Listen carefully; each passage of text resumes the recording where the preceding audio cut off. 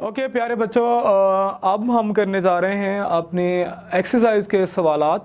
जो एक्सरसाइज के क्वेश्चंस हैं आपके चैप्टर नंबर 9 के फिजिकल ऑप्टिक्स के, अब हमने वो करने हैं और उनके जवाबात, उनके आंसर जो है वो प्रीसाइजली जो है वो यहाँ पे लिख भी दूंगा, बोल भी दूंगा। अगर मैं ना लिख पाऊँ तो आप लोगों ने उसे मेरी आवाज़ सुन के नोट डाउन कर लेना है। बच्चों, जब हम एक्सरसाइज के क्वेश्चंस के जवाबात लिखते हैं अपने एग्जाम के अंदर, होता यह है कि हमें जो पूछा गया है हमें उतना ही लिखना होता है, ना उससे ज्यादा ना उससे कम। यानी कि हम जितना हमसे पूछा गया है अगर आप उतना ही लिखा हो तो आपको उसके पूरे पूरे नंबर मिल जाते हैं, इतनी अपने से छोड़नी नहीं पड़ती। ये साइंस का सब्जेक्ट है, तो इसका मतलब ये है कि साइंस के सब्जेक्ट के अंदर हमें ये करना होता है कि जितना कुछ पूछा गया है बस उतना ही बताएं, ना कि हम अपने से छोड़ाएं। वहां पे 2 नंबर का सवाल आता है एक्सरसाइज में से, आपने देखा भी होगा, अगर पास पेपर्स को उठा के देख लें तो हमें सिर्फ लिखना ही उतना होता है जितना कि हमसे पूछा गया है। तो इतनी ज्यादा वहां पे फड़िए ना मार के आया करो, उतनी ज्यादा गप्पे शप्पे लगाने की जरूरत नहीं है। ये आर्ट्स का कोई पेपर नहीं है, ये फिजिक्स है, ये साइंस की मदर ऑफ साइंस है। तो आपने करना यही होता है कि जितना आपको पूछा गया है उतना ही लिखो, ना उससे ज्यादा ना उससे कम। चले, जैसा कि अभी फर्स्ट क्वेश्चन जो है मैं लिखूंगा, आप लोगों ने मेरे पहले लेक्चर भी देखे होंगे, उसमें भी मैंने इतनी ज्यादा नहीं लंबे लिखे, लेकिन जितने मैंने लिखे हैं उनको आप और शॉर्ट कर सकते हो। ये जरूरी नहीं होता कि जो टीचर ने आपको लिखवाया है वो लकीर पे फकीर हो के, आप वो पत्थर पे लकीर है, आपने वही लिखना है। बच्चों, कॉन्सेप्ट लिया करो, कॉन्सेप्ट्स लेके अपनी वर्डिंग यूज किया करो, अपनी वर्डिंग में लिख दिया करो, ठीक है। तो इस तरह आपके लिए आसानी भी हो जाएगी और आप इजीली जो है वो आपके रिटेन भी हो जाएगा, यानी वो आपको याद भी हो जाएगा। तो रट्टे मारने की जरूरत नहीं है, समझो इसको और अपनी वर्डिंग में लिख सकते हो। पहला जो सवाल है वो मैं पढ़ने जा रहा हूँ, इसकी जो स्टेटमेंट है आपकी किताब के अंदर जो क्वेश्चंस है, अंडर व्हाट कंडीशंस 2 और more sources of light behave as a coherent sources. मैं दोबारा रिपीट करता हूं, दोबारा पढ़ता हूं।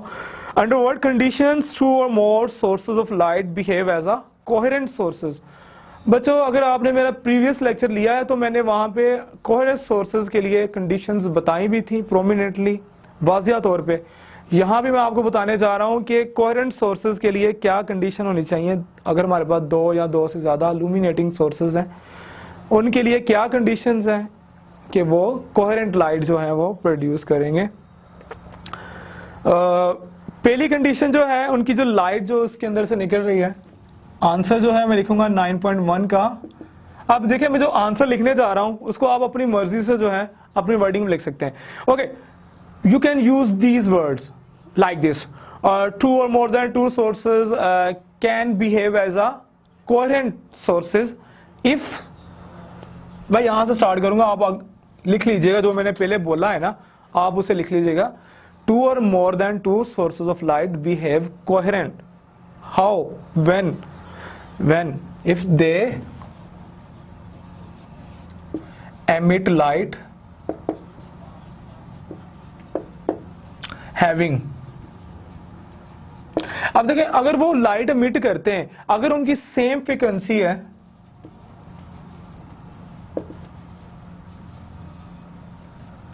सेम नंबर 1, नंबर 2,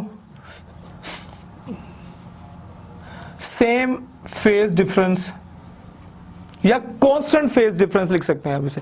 सेम नहीं लिखेंगे, इसे आप लिख लें कांस्टेंट फेज डिफरेंस, ये बेस्ट रहेगा। कांस्टेंट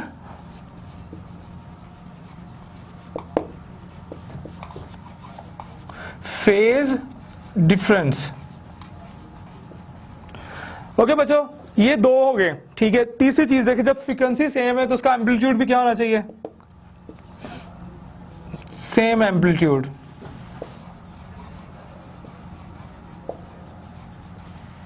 ओके, जब सेम एम्पलीट्यूड होगा उनकी फिर वेवलेंथ भी क्या हो जाएगी? सेम हो जाएगी। तो इस तरह जो है, यानी उनकी फ्रीक्वेंसी सेम होगी तो वेवलेंथ भी सेम ही होनी है। तो ये 3 बेसिक जो है आपने लिखनी है। वैसे बेसिकली 2 चीजें जो है काउंट की जाती हैं, उनकी फ्रीक्वेंसी सेम होनी चाहिए, यानी हैविंग सेम फ्रीक्वेंसीज, यानी पीरियड्स ऑफ फ्रीक्वेंसी जो उनका सेम होना चाहिए, टाइम पीरियड और एंड फ्रीक्वेंसी। अगर टाइम पीरियड सेम है, फ्रीक्वेंसी भी सेम हो जाएगी। इसी तरह उनका कांस्टेंट फेज डिफरेंस होना चाहिए। This will be very very necessary, जो है ये बहुत लाजमी है कि फेज डिफरेंस जो है ना, 2 लाइट जो बीम ऑफ लाइट आ रहे हैं, दो हमारे पास वेव फ्रंट्स आ रहे हैं, उनकी जो फेज डिफरेंस है वो क्या होना चाहिए, वो सेम होना चाहिए।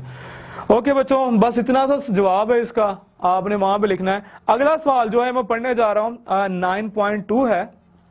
मैं इसको पहले साफ कर देता हूं ताकि हम दूसरा जो सवाल है उसका जवाब लिख पाए। 9.2 है, 9.2 की जो स्टेटमेंट है वो मैं पढ़ता हूं। जी प्यारे बच्चों, अब हमने क्या करना है, 9.2 जो है वो हम देखते हैं क्या है। How is the distance between interference fringes affected by the separation between the slits of Young's experiment, can fringes disappear. मैं रिपीट करता हूं, how is the distance between fringes interference fringes affected by the separation between the slits of Young's double slit experiment, Young's experiment, can fringes disappear। अब देखिए सवाल की जो नोयत है, जो सिचुएशन है, उसको आप समझे, then you can be able to answer this question। how is the distance between the interference fringes। Student interference fringes के दरमियान जो डिस्टेंस था हमारे पास वो हमने लिया था, अगर आपको याद हो, डेल्टा वाई। हमने इसकी जो वो थी न्यूमेरिकल एग्जांपल में भी हमने इसको निकाला था, दो ब्राइट फ्रिंजेस के दरमियान जो एडजेसेंट जोन के दरमियान डिफरेंस है और डिस्टेंस है वो हमने निकालना था।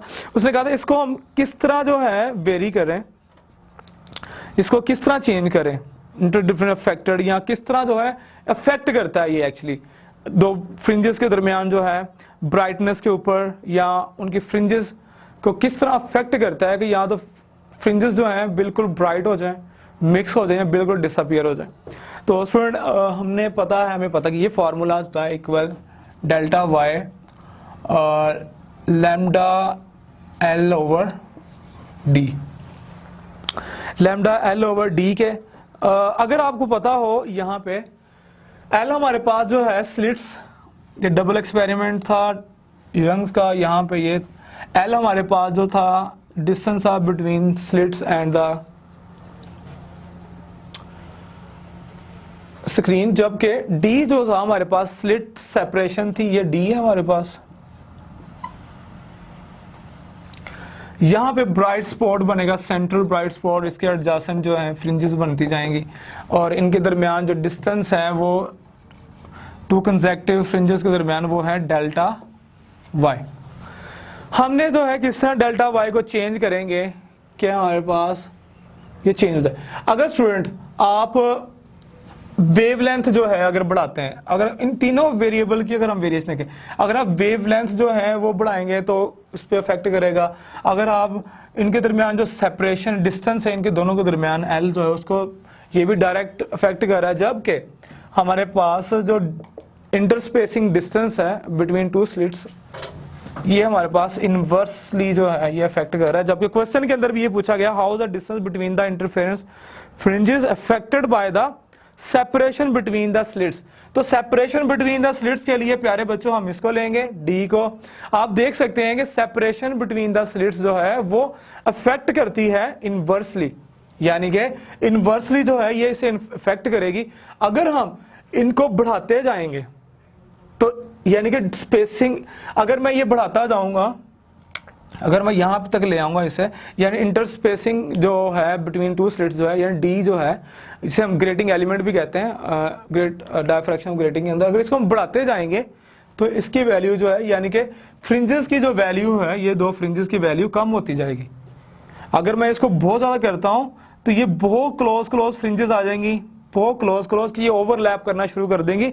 अगर मैं इसकी वैल्यू बहुत ज्यादा ले लेता हूं तो ये डिसअपियर भी हो सकती हैं। उसने क्या पूछा है ना हमसे, can fringes disappear? Yes, fringes can be disappear if we take a very large separation between the fringes. Okay, so you will have to write the answer of this like grating element D, if D is greater than, then delta Y separation between the fringes is less than, and in the vice versa. And if you make D enough large, then fringes could be so close that they tend to appear disappeared like a one fringe।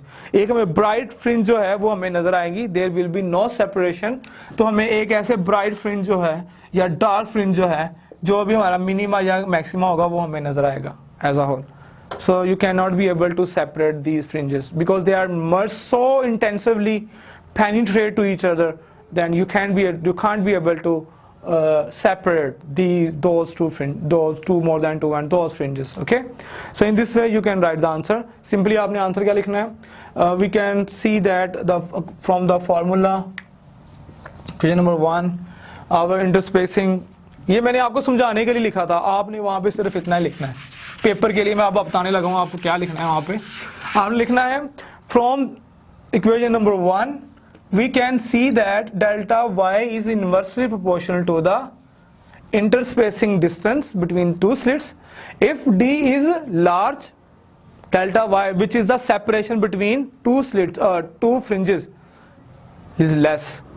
if d is less, delta y is maximum, जो कि दो fringes के दरमियान separation है। And if we made d so large, enough large, then separation between the two fringes, between two bright or dark fringes, is very very very less than, they tend to be appear very very close, they merge to each other and we cannot be able to resolve them, we cannot be able to separate them। तो student इस तरह जो है आपने इनका answer लिखना है।